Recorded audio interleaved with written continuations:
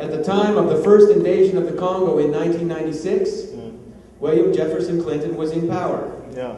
He knew perfectly well what happened in Rwanda in 1994 because the United States overthrew the government of President Juvenal Habyarimana. And we called it genocide. Those Hutus committed genocide. Yeah. Well, there were Hutu people that did kill Tutsi people. But the genocide that occurred was organized by the United States. Wow.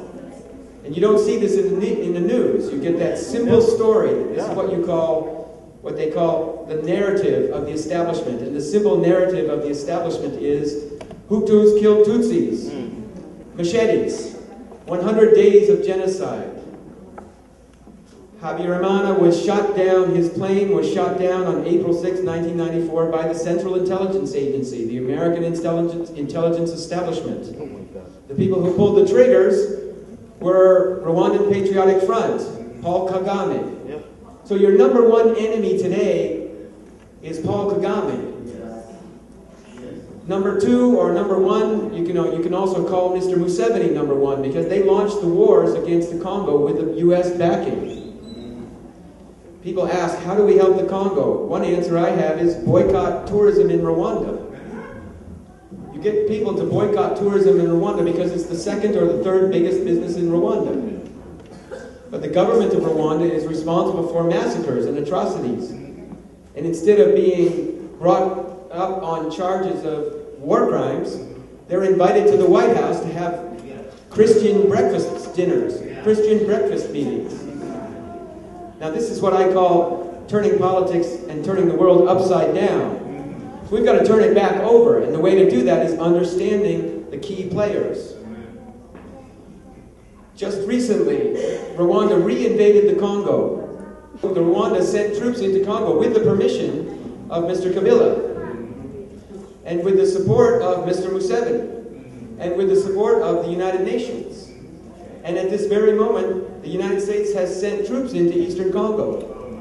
Not many, but they're very specialized troops, and they do more damage than a huge contingent of the Congolese army, because they're secretive.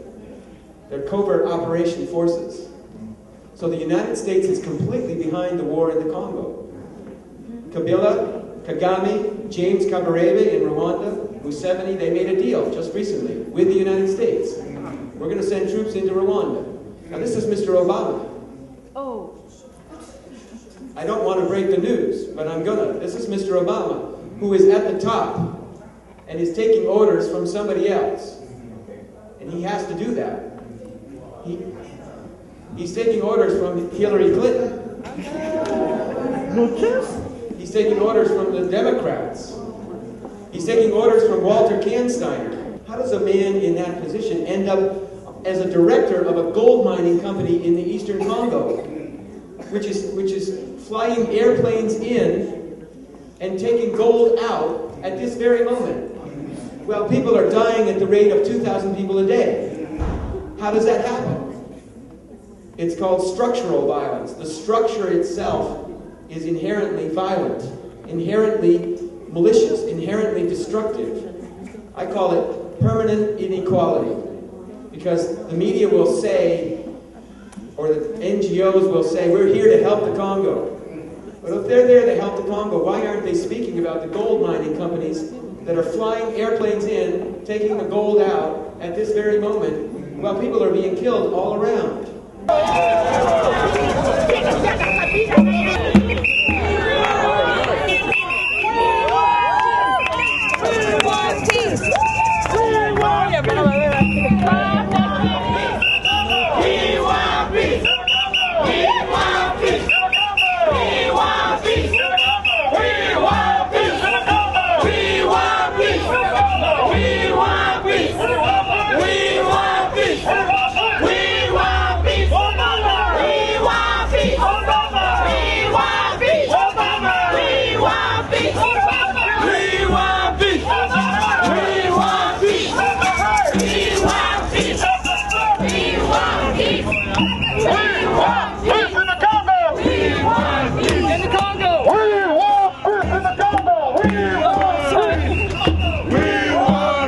Why is there no peace in the Congo?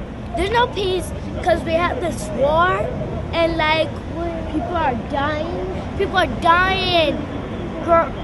Kids are crying, and people's houses are burned down, and people's head is wide open. The shoulders is ill, and heads cut off. Oh, that is gross. But all those things that happen in the war, and so I need you guys to like help us. And you see right here, right now, there's people wearing this kind of shirt that says enough today. Here now we stand for peace in the Congo. And if we wonder if you could show us that stuff that whatever this is, chemical rights in the Democratic Republic of the Congo now. And two of those exclamation marks.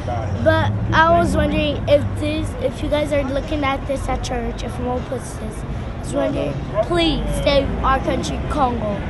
Please save our country, Congo. Your cell phone, your computer, anything electric may actually have something in it that is from the Congo. So every time you turn on your phone, you should think someone may have been raped indirectly because of this. That's correct.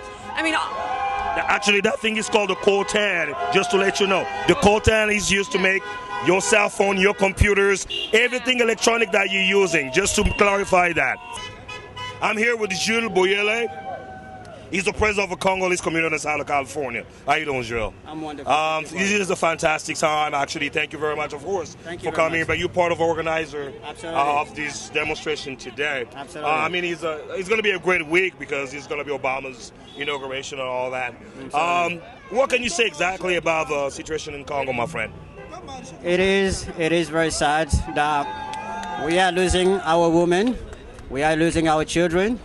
We lost over 6 million people within 5 years, and nobody's standing up for the Congolese people. It is our duty as a Congolese to really change the direction of the country, to change the energy, because we don't see much from the government. We don't see much from the international community. So we, the Congolese people, need to stand. That's the reason we are standing up today. This is a big start. We are standing up here.